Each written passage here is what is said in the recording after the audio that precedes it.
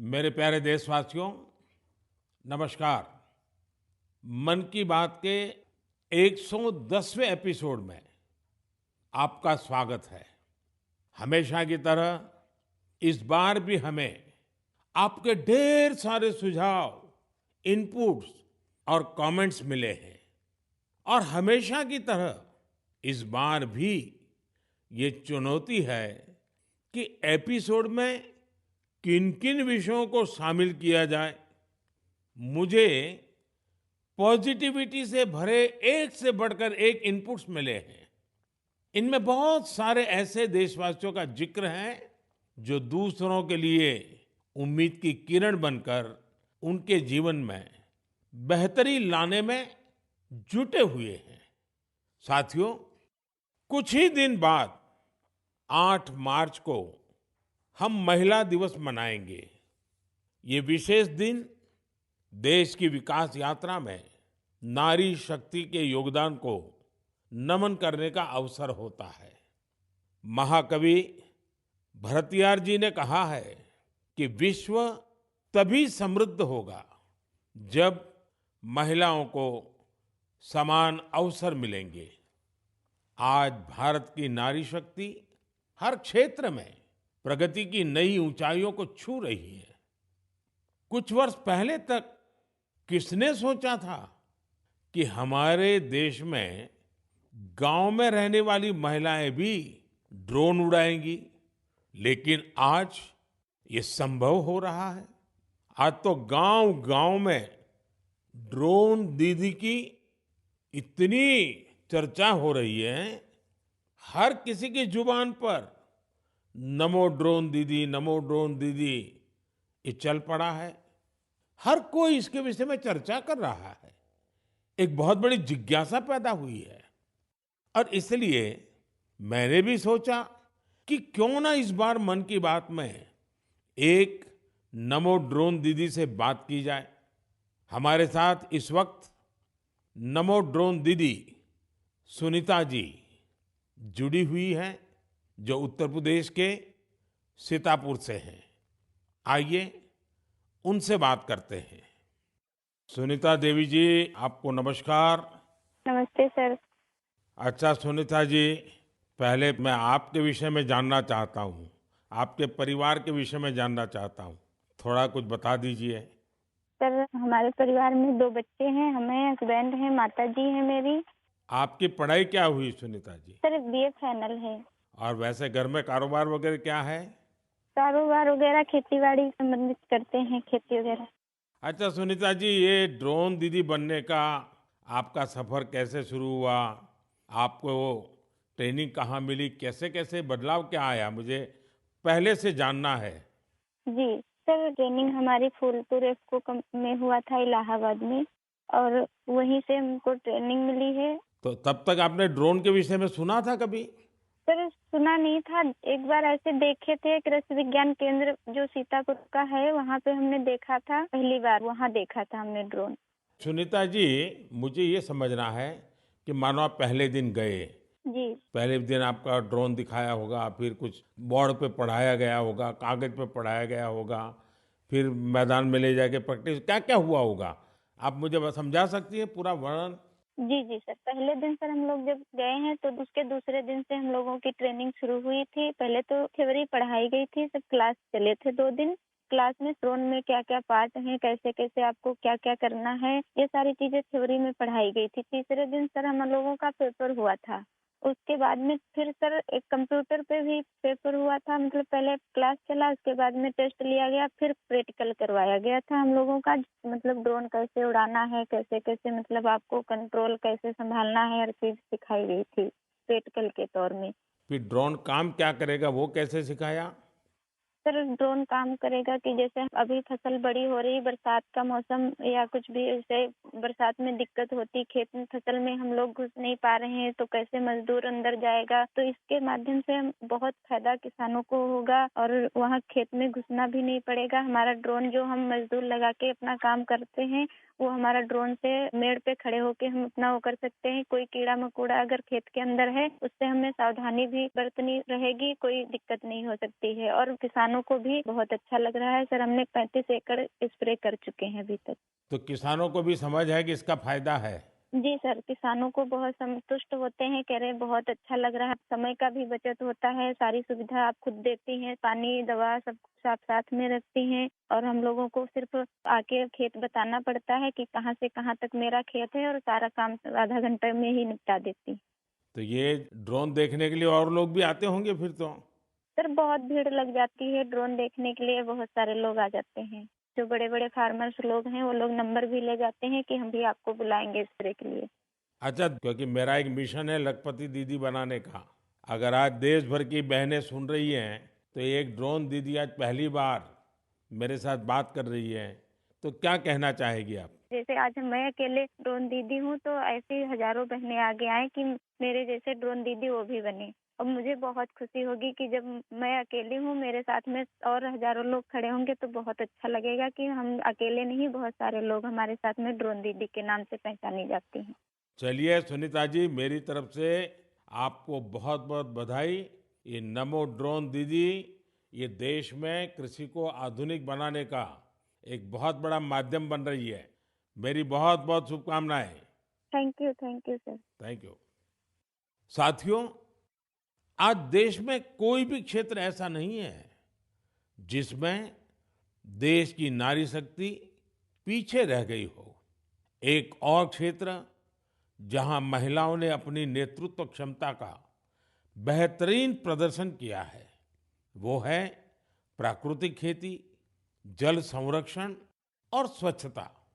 Chemical से हमारी धरती माँ को जो कष्ट हो रहा है, जो पीड़ा हो रही है, जो दर्द हो रहा है, हमारी धरती माँ को बचाने में देश की मातृशक्ति बड़ी भूमिका निभा रही है।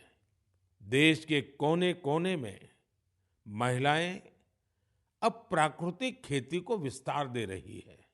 आज अगर देश में जल जीवन मिशन के तहत इतना काम हो रहा है, तो इसके पीछे पानी समितियों की बहुत बड़ी भूमिका है। इस पानी समिति का नेतृत्व महिलाओं के ही पास है। इसके अलावा भी बहनें बेटियां जल संरक्षण के लिए चौतरफा प्रयास कर रही हैं। मेरे साथ फोन लाइन पर ऐसी ही महिला है कल्याणी प्रफुल्ल पाटिल जी। ये महाराष्ट्र की रहने वाली है। आइए कल्याणी प्रफुल्ल पाटिल जी से बात कर उनका अनुभव जानते हैं। कल्याणी जी नमस्ते। नमस्ते सर जी, नमस्ते। कल्याणी जी, पहले तो आप अपने विषय में, अपने परिवार के विषय में, अपने कामकाज विषय में जरा बताइए। सर मैं एमएससी माइक्रोबायोलॉजी हूँ और मेरे घर में मेरे पतिदेव, मेरी सास है और मेरे 2 बच्चे हैं और 3 साल से मैं अपने ग्राम पंचायत में कार्यरत हूँ।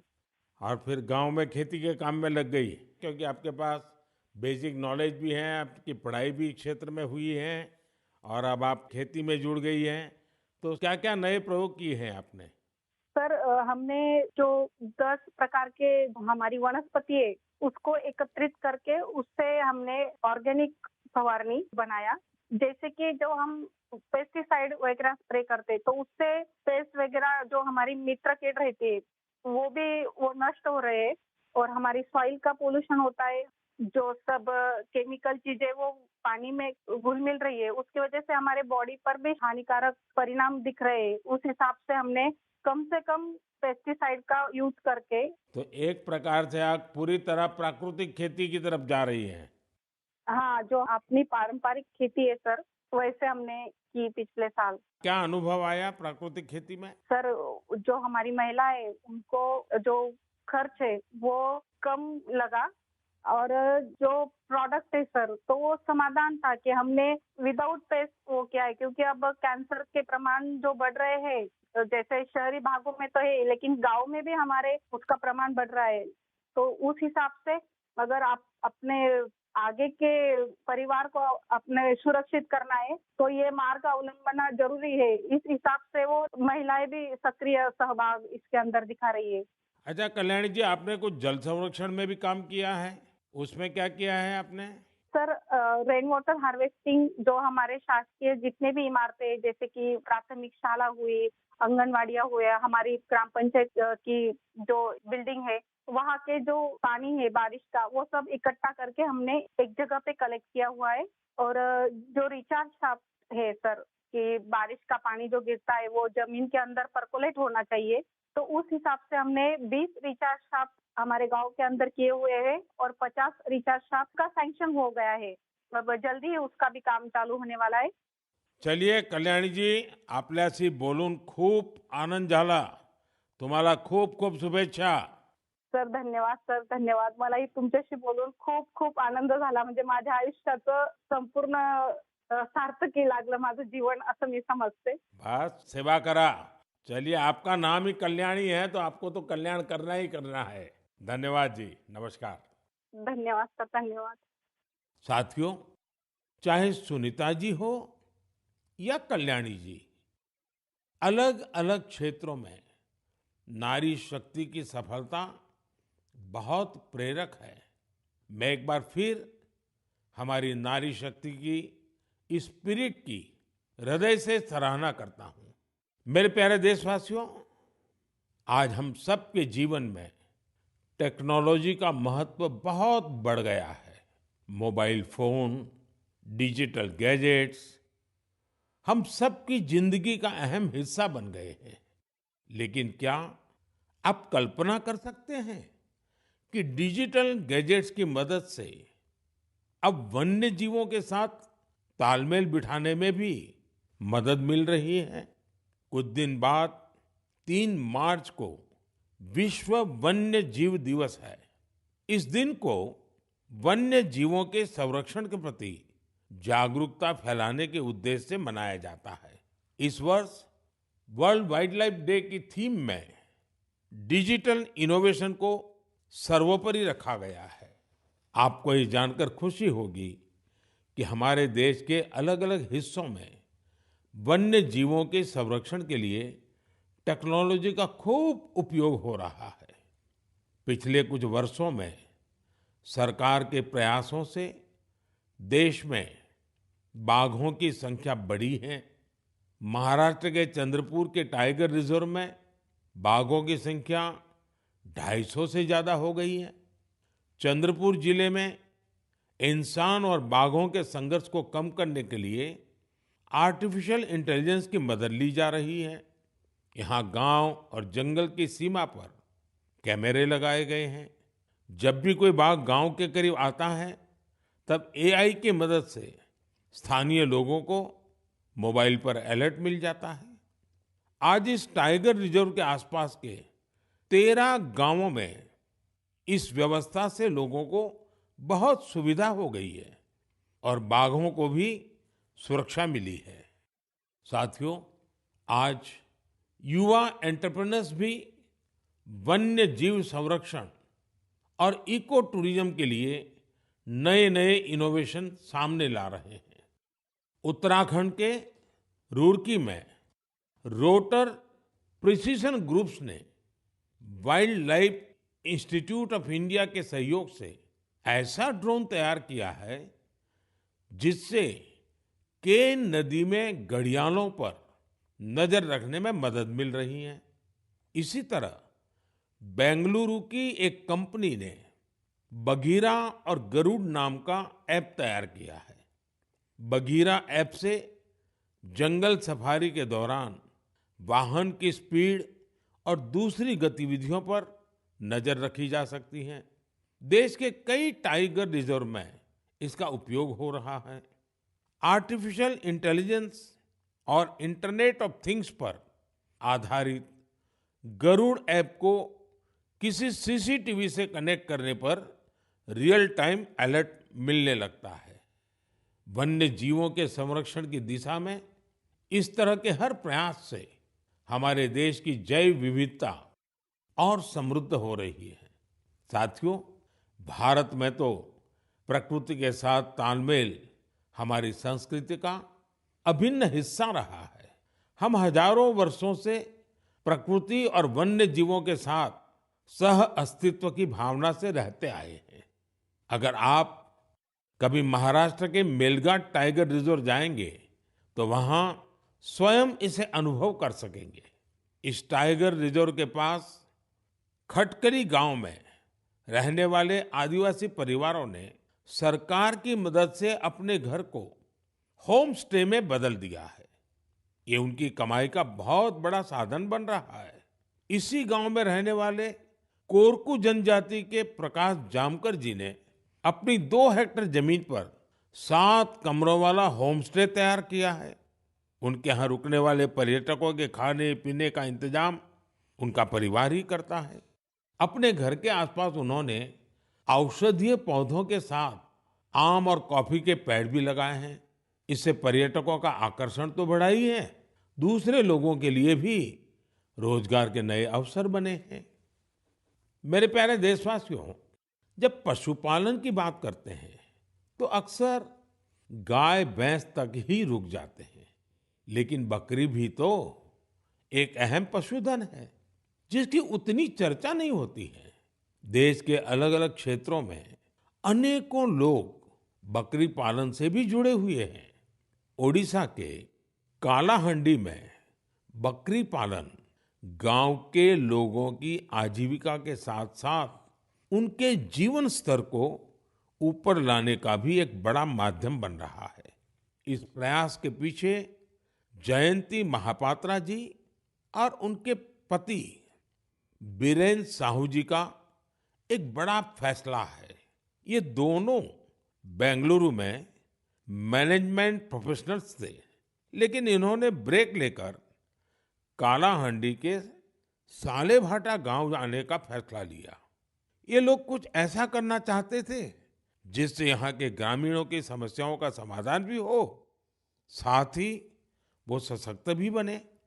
सेवा और समर्पण से भरी अपनी इसी सोच के साथ इन्होंने माणिकस्तु एग्रो की स्थापना की और किसानों के साथ काम शुरू किया। जयंती जी और बीरेन जी ने यहाँ एक दिलचस्प माणिकस्तु गॉट बैंक भी खोला है। वे सामुदायिक स्तर पर बकरी पालन को बढ़ावा दे रहे हैं। उनके गोट फार्म में करीब दर्जनों बकरियां हैं। माणिकस्तु गोट बैंक इसने किसानों के लिए एक पूरा सिस्टम तैयार किया है।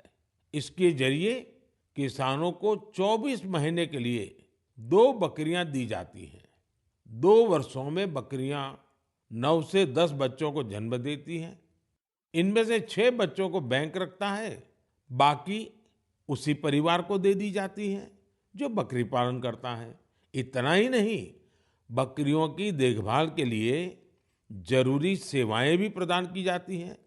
आज 50 गांवों के 1000 से अधिक किसान इस दंपत्ति के साथ जुड़े हैं।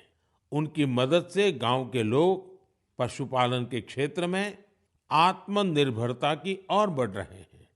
मुझे ये देखकर बहुत अच्छा लगता है कि विभिन्न क्षेत्रों में सफल प्रोफेशनल्स छोटे किसानों को सशक्त और आत्मनिर्भर बनाने के लिए नए नए तरीके अपना रहे हैं। उनका यह प्रयास हर किसी को प्रेरित करने वाला है। मेरे प्यारे देशवासियों, हमारी संस्कृति की सीख है परमार्थ परमो धर्मः, यानी दूसरों की मदद करना ही सबसे बड़ा कर्तव्य है। इसी भावना पर चलते हुए हमारे देश में अनगिनत लोग निस्वार्थ भाव से दूसरों की सेवा करने में अपना जीवन समर्पित कर देते हैं। ऐसे ही एक व्यक्ति है बिहार में भोजपुर के भीम सिंह भवेश जी। अपने क्षेत्र के मुसहर जाति के लोगों के बीच इनके कार्यों की खूब चर्चा है। इसलिए मुझे लगा कि क्यों न आज इनके बारे में भी आपसे बात की जाए। बिहार में मुसहर एक अत्यंत वंचित समुदाय रहा है, बहुत गरीब समुदाय रहा है।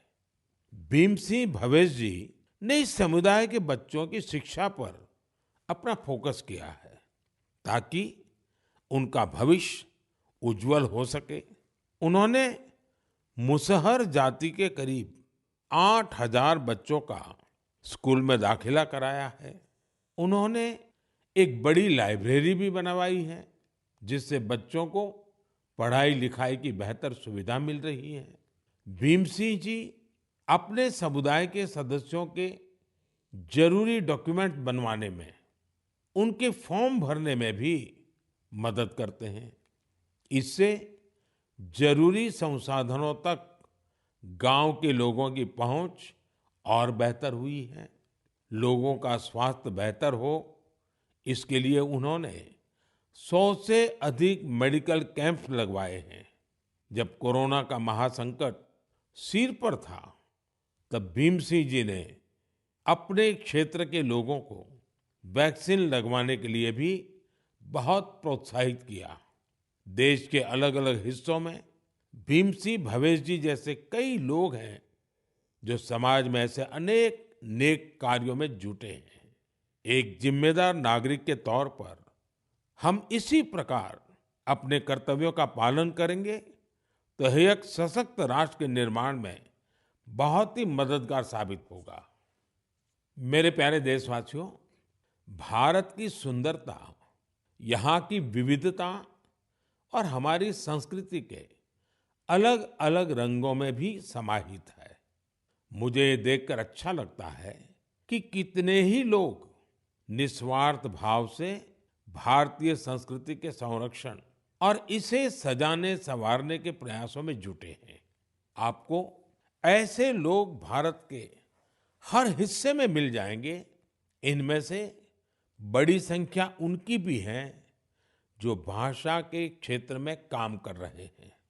जम्मू कश्मीर में गांदरबल के मोहम्मद मानशाह जी पिछले 3 दशकों से गोजरी भाषा को संरक्षित करने के प्रयासों में जुटे रहे हैं। वे गुजर बकरवाल समुदाय से आते हैं जो कि एक जनजातीय समुदाय है। उन्हें बचपन में पढ़ाई के लिए कठिन परिश्रम करना पड़ा था। वो रोजाना 20 किलोमीटर की दूरी पैदल तय करते थे।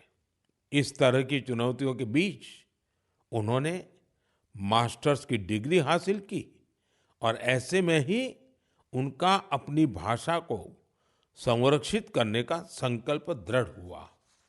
साहित्य क्षेत्र में मानशाह जी के कार्यों का दायरा इतना बड़ा है कि इसे करीब 50 संस्करणों में सहेजा गया है।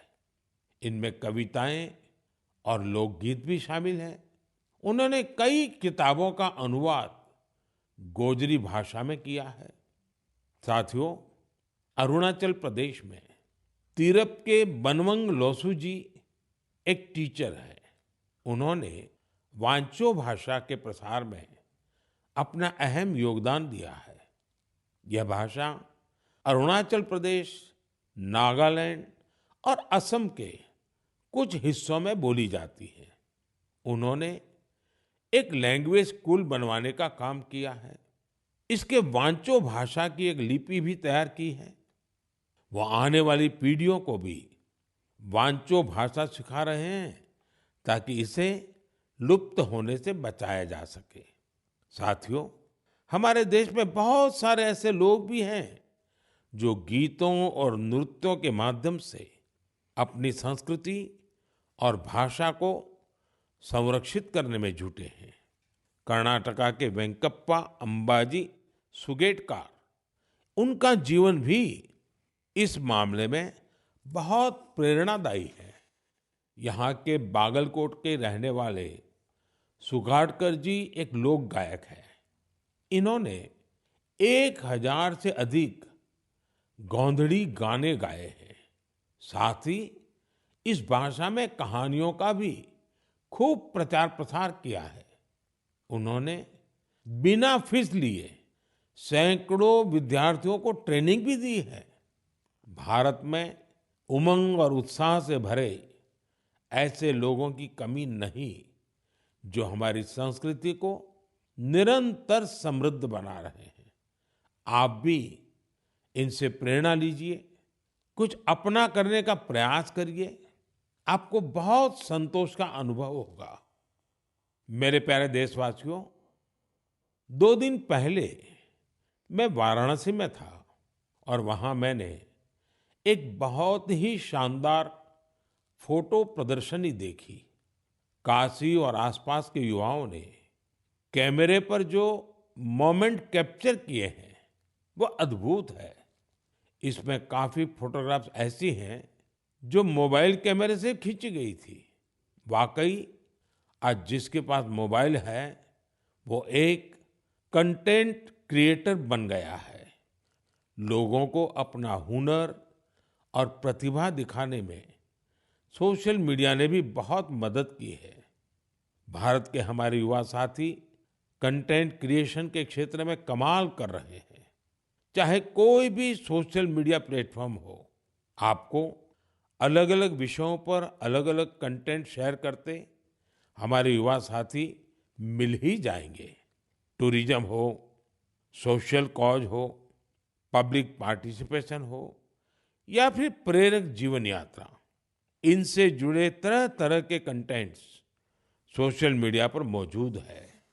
कंटेंट क्रिएट कर रहे देश के युवाओं की आवाज आज बहुत प्रभावी बन चुकी है। उनकी प्रतिभा को सम्मान देने के लिए देश में नेशनल क्रिएटर्स अवार्ड शुरू किया गया है। इसके तहत अलग अलग कैटेगरीज में उन चेंज मेकर्स को सम्मानित करने की तैयारी है जो सामाजिक परिवर्तन की प्रभावी आवाज बनने के लिए टेक्नोलॉजी का उपयोग कर रहे हैं। यह कॉन्टेस्ट माईगॉव पर चल रहा है और मैं कंटेंट क्रिएटर्स को इससे जुड़ने के लिए आग्रह करूंगा। आप भी अगर ऐसे इंटरेस्टिंग कंटेंट क्रिएटर्स को जानते हैं तो उन्हें नेशनल क्रिएटर्स अवार्ड के लिए जरूर नॉमिनेट करें। मेरे प्यारे देशवासियों, मुझे इस बात की खुशी है कि कुछ दिन पहले ही चुनाव आयोग ने एक और अभियान की शुरुआत की है, मेरा पहला वोट देश के लिए। इसके जरिए विशेष रूप से फर्स्ट टाइम वोटर्स से अधिक संख्या में मतदान करने का आग्रह किया गया है। भारत को जोश और ऊर्जा से भरी अपनी युवा शक्ति पर गर्व है। हमारे युवा साथी चुनावी प्रक्रिया में जितनी अधिक भागीदारी करेंगे, इसके नतीजे देश के लिए उतने ही लाभकारी होंगे। मैं भी फर्स्ट टाइम वोटर्स से आग्रह करूंगा कि वे रिकॉर्ड संख्या में वोट करें। 18 का होने के बाद आपको 18वीं लोकसभा के लिए सदस्य चुनने का मौका मिल रहा है। यानी ये 18वीं लोकसभा भी युवा आकांक्षा का प्रतीक होगी। इसलिए आपके वोट का महत्व और बढ़ गया है। आम चुनावों की इस हलचल के बीच आप युवा न केवल राजनीतिक गतिविधियों का हिस्सा बनिए, बल्कि इस दौरान चर्चा और बहस को लेकर भी जागरूक बने रहिए। और याद रखिएगा, मेरा पहला वोट देश के लिए। मैं देश के इन्फ्लुएंसर्स को भी आग्रह करूंगा, चाहे वो खेल जगत के हो, फिल्म जगत के हो, साहित्य जगत के हो, दूसरे प्रोफेशनल्स हो या हमारे इंस्टाग्राम और यूट्यूब के इन्फ्लुएंसर्स हो, वो भी इस अभियान में बढ़ चढ़कर हिस्सा लें और हमारे फर्स्ट टाइम वोटर्स को मोटिवेट करें। साथियों, मन की बात के इस एपिसोड में मेरे साथ इतना ही। देश में लोकसभा चुनाव का माहौल है और जैसा कि पिछली बार हुआ था, संभावना है कि मार्च के महीने में आचार संहिता भी लग जाएगी। ये मन की बात की बहुत बड़ी सफलता है कि बीते 110 एपिसोड में हमने इसे सरकार की परछाई से भी दूर रखा है। मन की बात में देश की सामूहिक शक्ति की बात होती है, देश की उपलब्धि की बात होती है। ये एक तरह से जनता का, जनता के लिए, जनता द्वारा तैयार होने वाला कार्यक्रम है। लेकिन फिर भी राजनीतिक मर्यादा का पालन करते हुए लोकसभा चुनाव के इन दिनों में अब अगले 3 महीने मन की बात का प्रसारण नहीं होगा। अब जब आपसे मन की बात में संवाद होगा तो वो मन की बात का 111वां एपिसोड होगा। अगली बार मन की बात की शुरुआत 111 के शुभ अंक से हो तो इससे अच्छा भला क्या होगा। लेकिन साथियों, आपको मेरा एक काम करते रहना है। मन की बात भले 3 महीने के लिए रुक रहा है, लेकिन देश की उपलब्धियां थोड़ी रुकेंगी। इसलिए आप मन की बात हैशटैग के साथ समाज की उपलब्धियों को, देश की उपलब्धियों को सोशल मीडिया पर डालते रहें। कुछ समय पहले एक युवा ने मुझे एक अच्छा सुझाव दिया था।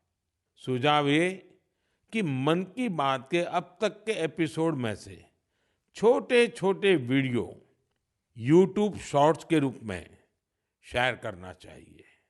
इसलिए मैं मन की बात के श्रोताओं से आग्रह करूंगा कि ऐसे शॉर्ट्स को खूब शेयर करें।